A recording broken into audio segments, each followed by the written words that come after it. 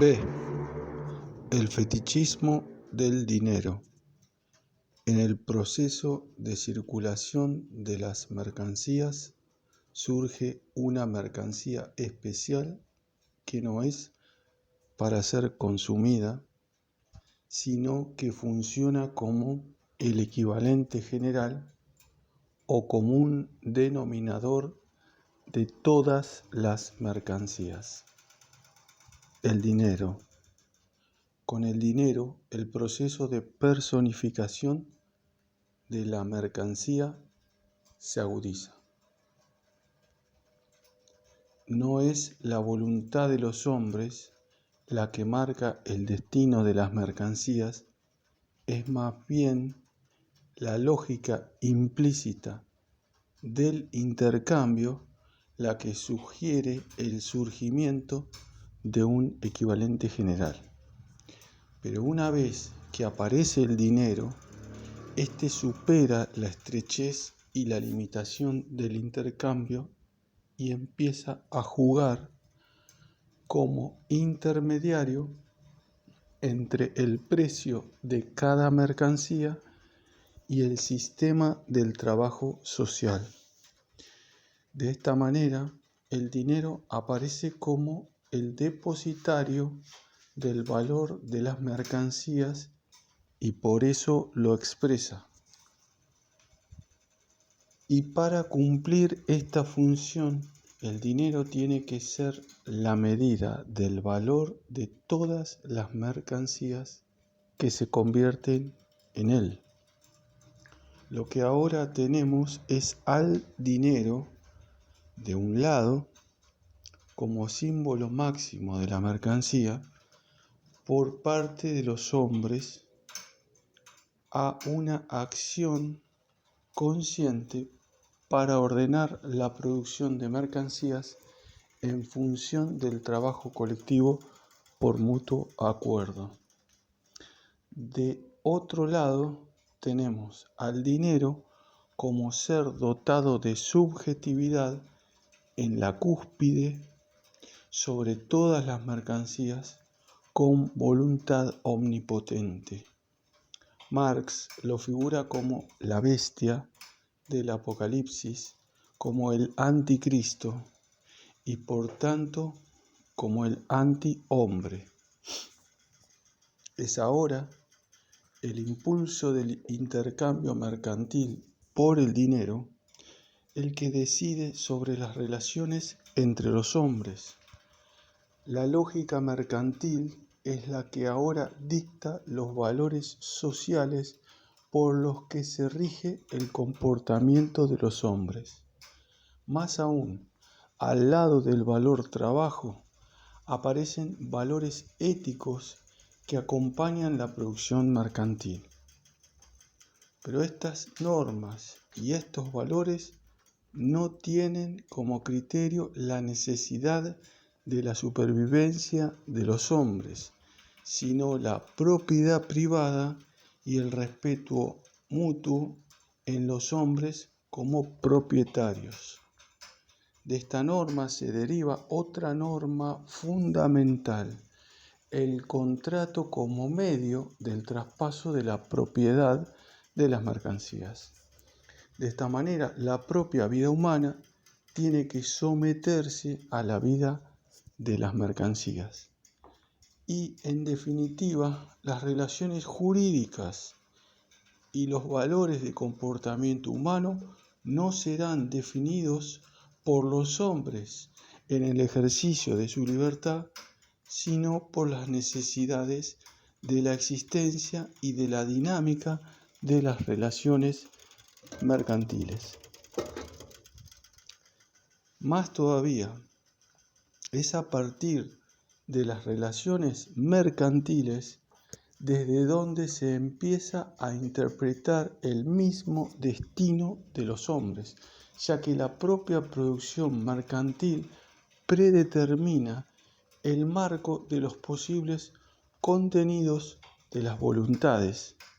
El dinero queda convertido en la fuente por donde todas las mercancías tienen que pasar para ver confirmado su valor. Por eso, desde la óptica del poseedor, el dinero es la puerta a través de la cual se puede llegar a todas las mercancías. Cualitativamente, el dinero aparece con un poder infinito, pero cuantitativamente, toda suma efectiva de dinero es limitada. Por eso, el poseedor tiene que hacer una opción, y la hace por la trascendentalidad del dinero, y esta resulta ser una opción de carácter religioso. La codicia transforma la imagen de la infinitud con la motivación de tenerlo y por tanto con determinadas normas para alcanzarle. Pero asumir la dimensión infinita del dinero lleva al atesorador a apreciar todo un catálogo de virtudes que son necesarias para la dinámica de las propias relaciones mercantiles. El espejismo religioso se transforma en la sacralización de estas virtudes, pero en cuanto se dan las condiciones necesarias, las virtudes del atesorador se convierten en motor de la misma transformación del sistema de producción, que es recibido con júbilo por el capitalista. Detrás de todo esto, Marx descubre una nueva contradicción. Mientras las relaciones mercantiles crean metas infinitamente lejanas, el productor pretende alcanzarlas con pasos finitos. El hombre queda convertido en un conquistador que solamente conquista nuevas fronteras como eterna repetición y que transforma las normas de comportamiento adecuadas a esta carrera en sus máximas virtudes. Corre así detrás de una meta que es la exteriorización de su propia interioridad y formula las metas de una manera tal que cualquier paso hacia la meta formulada lo aleja más. La persecución del dinero se transforma en una obra de piedad.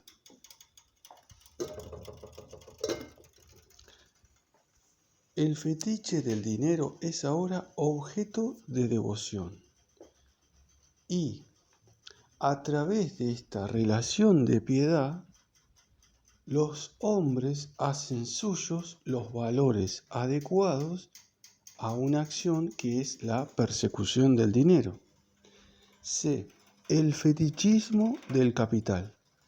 Con el avance del sistema capitalista, el dinero se transforma en capital hasta llegar a tener las cualidades de su fase actual de desarrollo. En la transformación del dinero en capital se hace patente que las relaciones mercantiles, a través de ellas mismas, no deciden solamente sobre las proporciones en las cuales se producen los bienes materiales, sino también sobre la vida o la muerte del productor. El fetichismo del capital adquiere dos formas. A1. Desde la perspectiva de los pobres. En la fase de la compra de la fuerza del trabajo por parte del capital de la gran industria, los obreros, campesinos, marginados, etc., no enfrentan directamente al capitalista, sino a las máquinas convertidas en capital. Las máquinas capital de por sí son mortales. Para poder vivir necesitan de la vida de los explotados. Necesitan, pues, mantener la vida de los obreros.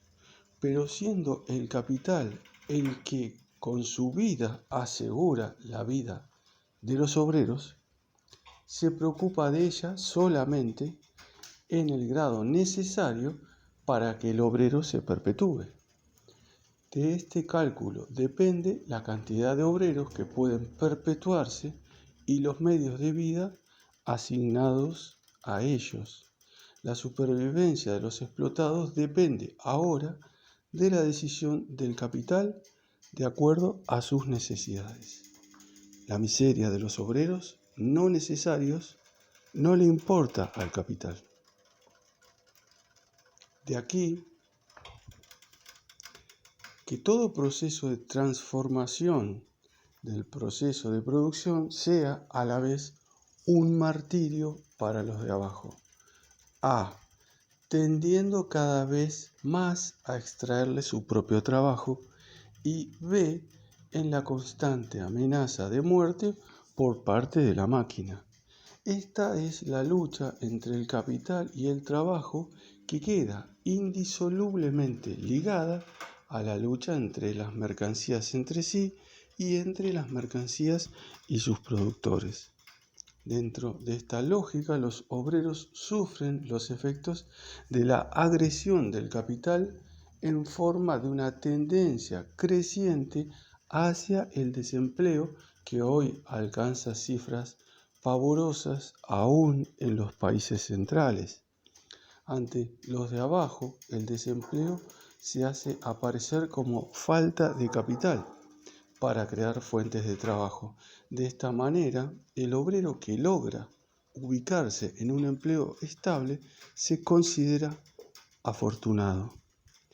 Los demás le siguen perteneciendo, pero el capital no los necesita para subsistir. El capital parece ser ahora la gran fuente de la vida. B2. Desde la perspectiva de los de arriba.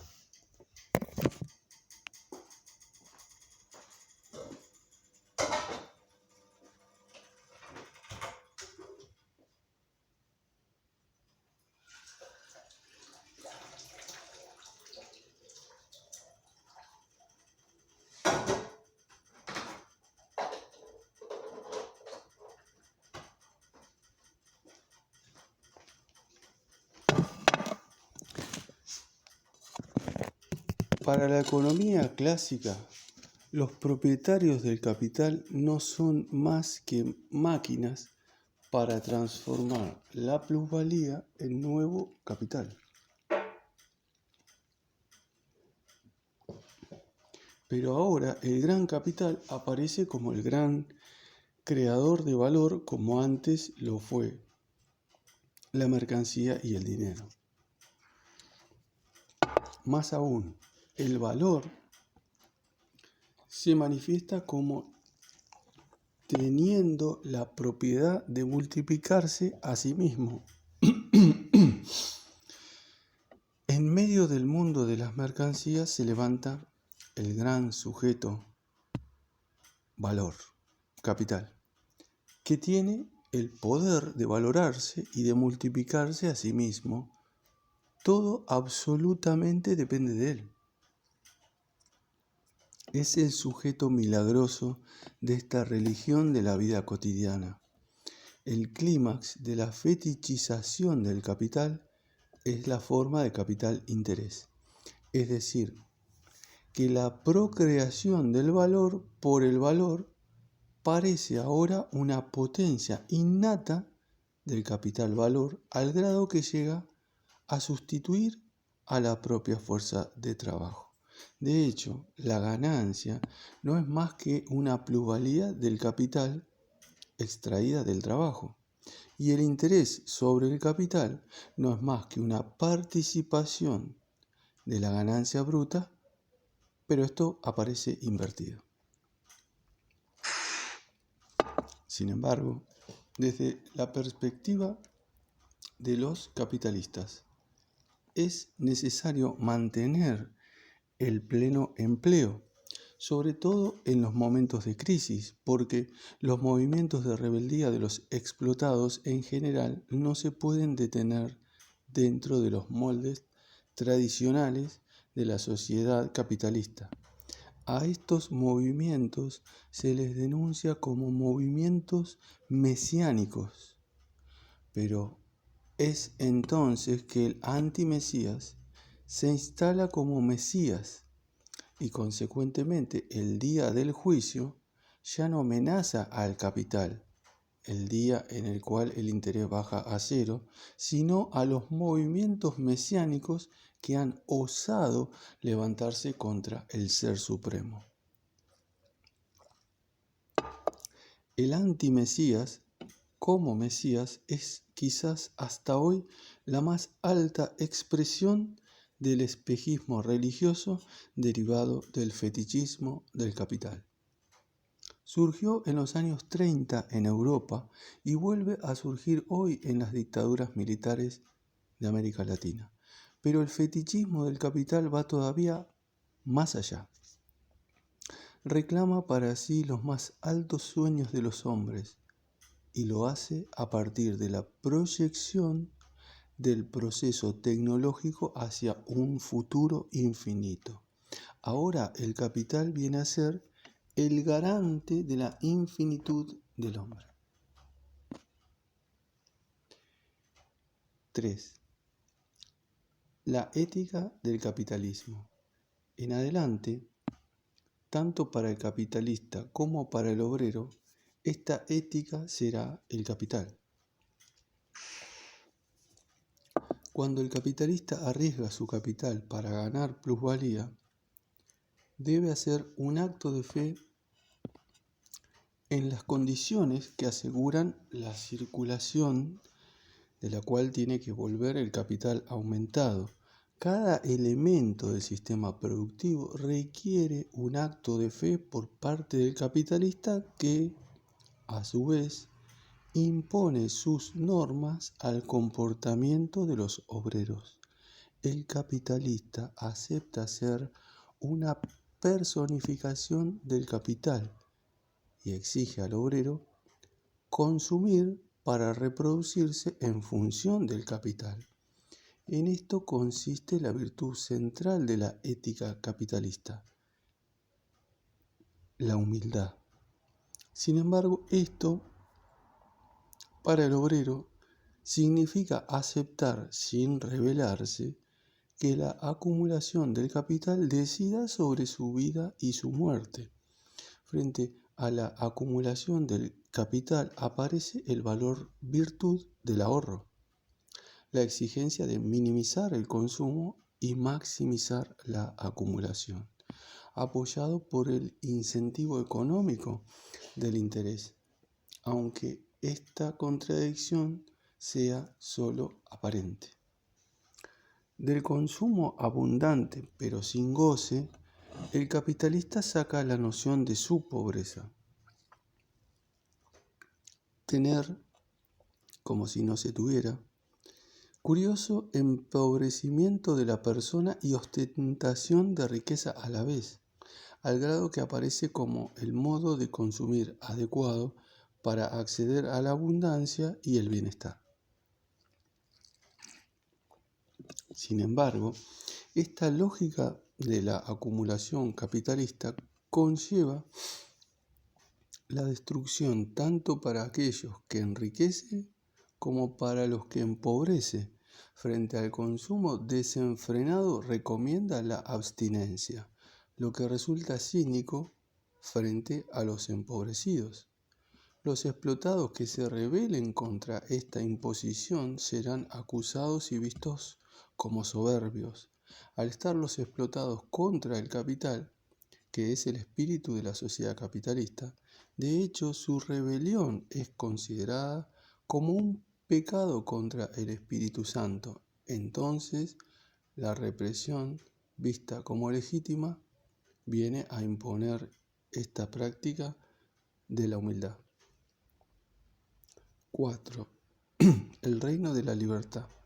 Hasta ahora hemos tratado de descubrir el proceso de producción del espíritu de la sociedad capitalista, su religión, su ética, y hemos constatado que la esencia de esta religión y la práctica de esta espiritualidad y de esta ética es la sumisión, la renuncia al pleno ejercicio de la libertad, la personificación del capital hasta llegar a decidir sobre la vida y la muerte de los hombres, la práctica de una ética en la que se renuncia a toda utopía de libertad.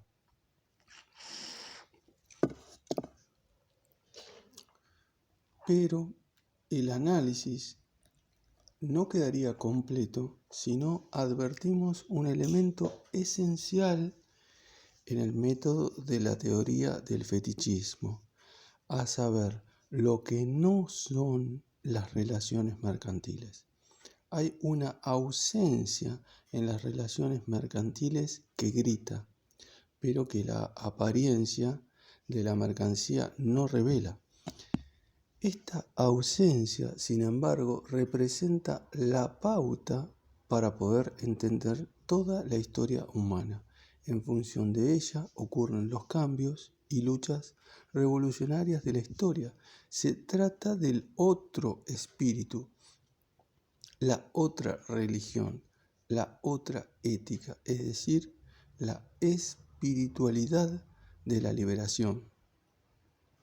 Es la referencia hacia un más allá de la historia que es a la vez el más allá de cualquiera de sus etapas. Los hombres, consciente o inconscientemente, buscan, persiguen, luchan por ese horizonte infinito de libertad. Marx lo conceptualiza en la noción reino de la libertad. En el análisis que hace la teoría del fetichismo, este concepto aparece de dos formas.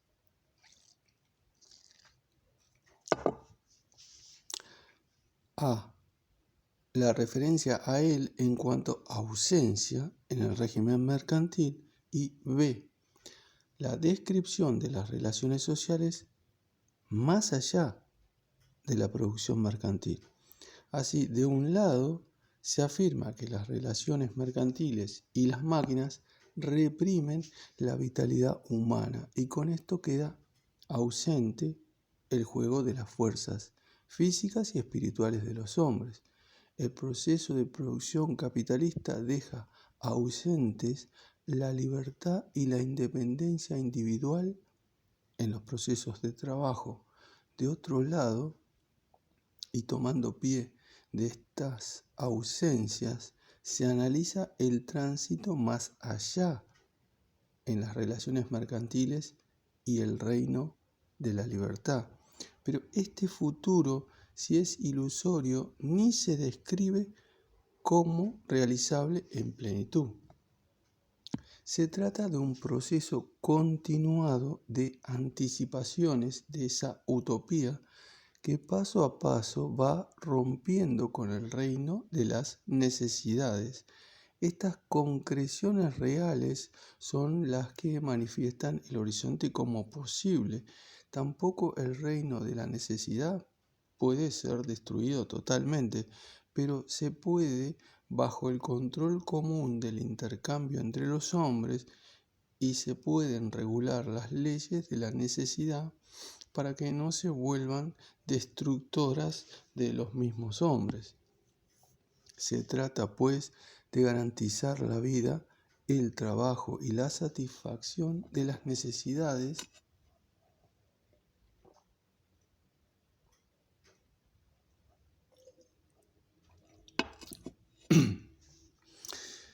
en el marco de un acuerdo común sobre la distribución de las tareas y de los resultados económicos. Y esto se puede alcanzar más allá de las relaciones mercantiles.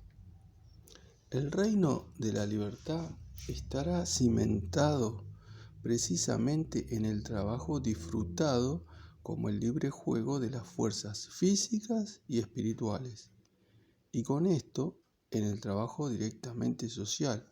De aquí la importancia decisiva que se concede a la reducción de la jornada de trabajo.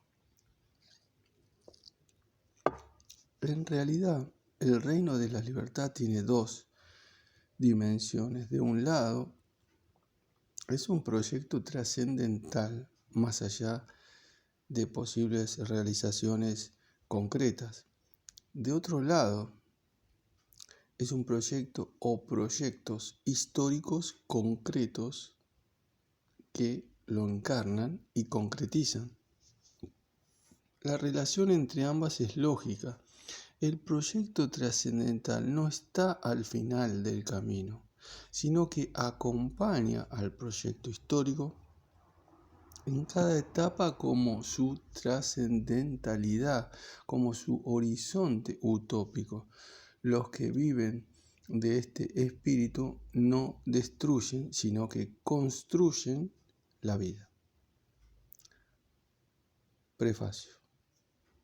La vivencia de las luchas políticas e ideológicas de la década pasada en América Latina me ha convencido de que la percepción tenida y que podamos tener de la realidad económico-social está fuertemente predeterminada por las categorías teóricas en cuyos marcos nosotros interpretamos tal realidad.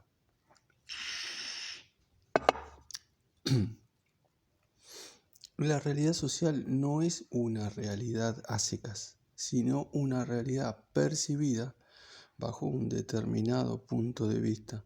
Podemos percibir solamente aquella realidad que nos aparece mediante las categorías teóricas usadas. Recién dentro de este marco, los fenómenos llegan a tener sentido. Y solamente podemos percibir los fenómenos a los cuales podemos dar cierto sentido. Pero esto no es válido solamente para los fenómenos económicos sociales en sentido estricto, sino para todos los fenómenos sociales. Los percibimos, tienen sentido, dentro y a partir de un marco teórico categorial. Y solamente dentro de este marco podemos actuar sobre ellos, así como dentro de un determinado sistema de propiedad solamente se pueden realizar ciertas metas políticas y no otras. También el marco categorial teórico que usamos para interpretar la realidad nos permite ver ciertos fenómenos y no otros. Asimismo, concebir ciertas metas de la acción humana y no otras. Por tanto, el marco categorial dentro del cual interpretamos el mundo y dentro del cual percibimos las posibles metas de la acción humana está presente en los fenómenos sociales mismos y puede ser derivado de ellos. Un determinado sistema de propiedad no puede existir si no asegura en la mente humana un marco categorial teórico, el cual hace percibir la realidad correspondiente a tal sistema de propiedad como la única realidad posible y humanamente aceptable. Este marco categorial correspondiente se puede encontrar, pues, no solamente en el sistema de propiedad mismo, sino a la vez en los mecanismos ideológicos a través de los cuales los hombres se refieren a tal sistema de propiedad y a la realidad correspondiente. Por tanto, este mismo marco categorial teórico se encontrará también en los mecanismos religiosos de la sociedad. Una religión puede solamente corresponder a un sistema de propiedad determinado si estructura sus imágenes y misterios alrededor del sentido dado a los fenómenos por el marco categorial correspondiente. El análisis que sigue se concentrará, pues, en esta problemática del marco categorial teórico, la predeterminación de la percepción de la realidad por este marco categorial y la determinación de las imágenes y misterios religiosos a partir de él. No se trata de sostener que tal marco categorial sea necesariamente consciente para quien lo utiliza en sus análisis. Normalmente esto no sucede con el resultado al cual se cree haber llegado por una percepción objetiva y pura de los fenómenos sociales. Además, la manipulación de las conciencias y su ideologización se dirige a ocultar lo más posible las categorías con las cuales la sociedad es interpretada. El análisis, por tanto, tendría que hacer el esfuerzo al revés. Tendría que demostrar de qué manera las diferentes posiciones frente a la realidad social aparecen ya determinadas por tal marco categorial. Cuanto más inconsciente sea tal marco categorial, más parecen ser hipócritas y absolutamente contradictorias las posiciones que se toman frente a la realidad social. En el plano intencional se defienden ahora metas políticas, las cuales en el plano del marco categorial están perfectamente excluidas. Por esta razón, el juicio sobre tales tomas de posición en el campo político tiene que ser muchas veces extremadamente duro.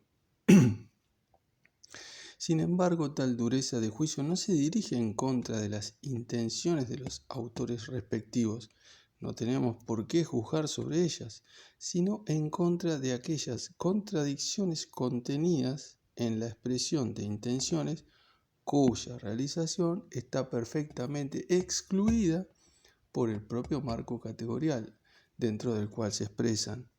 Nuestro análisis partirá de la crítica del fetichismo realizada por Marx. Esta crítica es la teoría más acabada y más explícita sobre la función de estos marcos categoriales. De allí pasaremos al análisis de otras corrientes de las ciencias sociales, en especial Max Weber y Milton Friedman.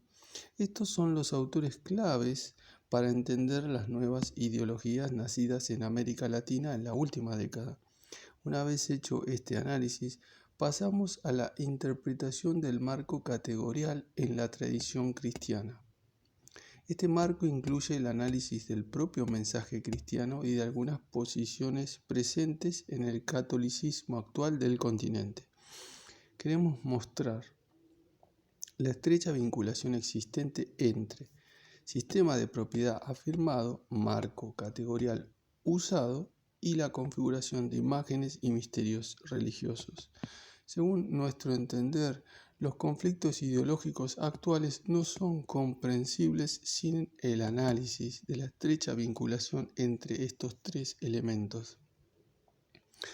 Y sin la comprensión de estos fenómenos no será posible enfrentarse a tales conflictos para ganarlos. El pensamiento teórico no se debe orientar solamente a la praxis, sino también a la victoria a través de la praxis. Para completar este marco categorial, tendría que haber un análisis histórico mucho más completo del que ha sido posible en este libro. Haría falta realizar una evaluación de los periodos claves del desarrollo del cristianismo hasta hoy.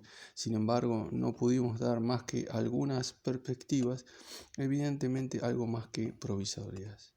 Un futuro trabajo tendría que profundizar mucho más en este aspecto.